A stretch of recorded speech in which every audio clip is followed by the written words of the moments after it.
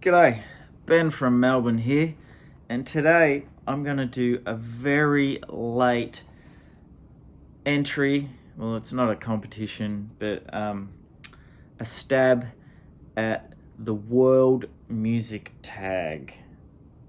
Just when you thought you were over tags, I'm still doing old ones. And this one comes from Mike Carlson. You may know him better as Steve Carlson, but if you look at his birth certificate, it actually says Mike Carlson on there. Feel free to go to his channel and ask him all about that in his comment section. He will field any queries about why his real name is Mike. Anyway, I should get on with this because there are, 15 questions. And I reckon I've got this one covered. So here we go, Mike. I'm stepping outside of Australia just for you. First question. A reggae album or album influenced by reggae? Well, I have an actual reggae album or two in my collection by the great Linville Thompson with, controversial to start with, I Love Marijuana. Mind's exploding. How far will this guy go if he starts off with a weed album? Better hurry along. Album or sung in a different language? That's right, we're going topless this time. Way! But that's not the point. This is by Serge Gainsbourg, and this is all sung in French. Great record. What is that? History de Melody Nelson. Probably murdered that. I barely speak English. I speak Australian.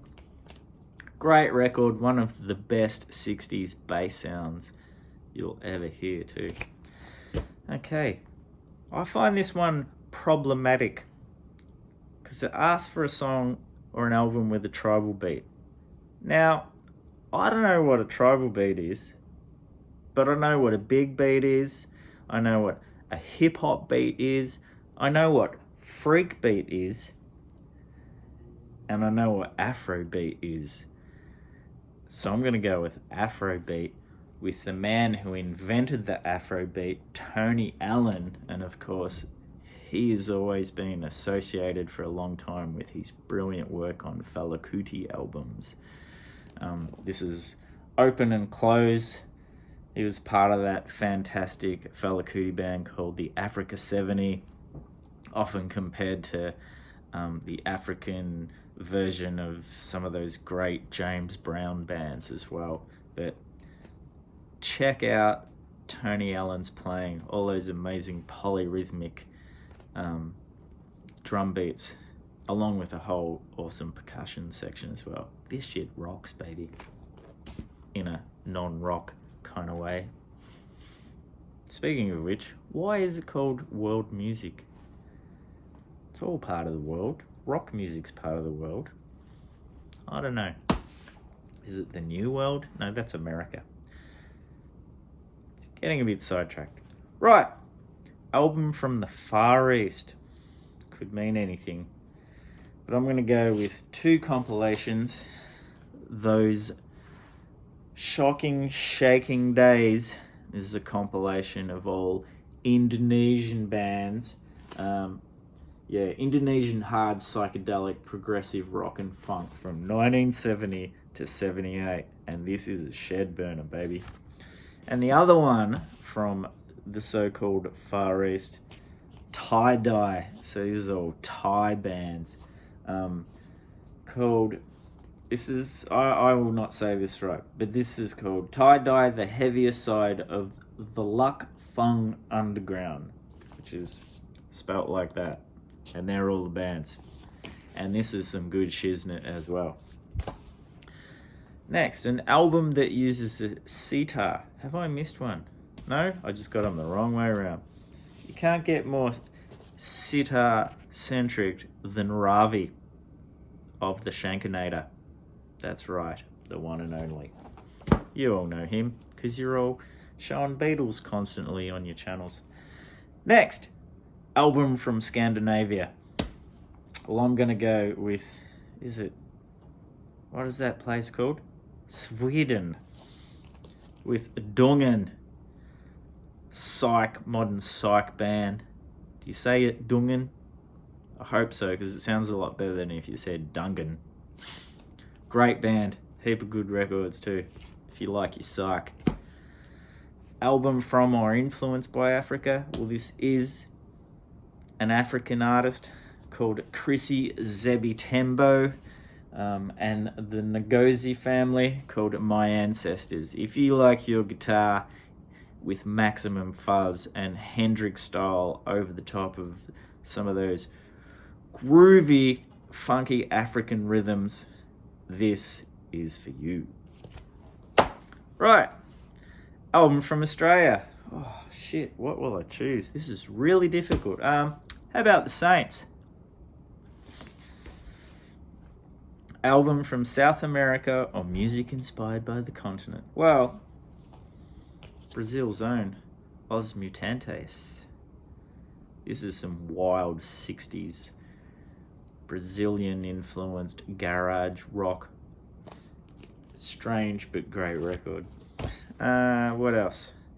Music from an island nation besides the UK. And it's got in here by Mike, Australia is a continent, not an island. Well, for your information, Australia is a continent and an island. Stick that in your pipe and smoke it, Mike. But anyway, I'll play by your rules, and the island I'm choosing is my spiritual home, where my outlaws live, and that is, of course, Japan. No, my outlaws don't dress like that. This is the Boredoms, amazing band. If you ever get a chance to see them and you want your wig to flip, whoa, baby. Music from or inspired by the Middle East include Turkey and Iran, as they like to mess in politics. Mike, always controversial, getting the politics in there. So I am going to pick a Turkish album. This one here, rhythm and soul, blues and jazz, rock and pop, and folk, which I don't know about that. It's Turkish funk, actually. And it is by Mustafa Özkent, and I'm really not going to attempt the rest of that. But I bought it for the monkey on front to start with, and when I put it on, it sounded even better than it looked.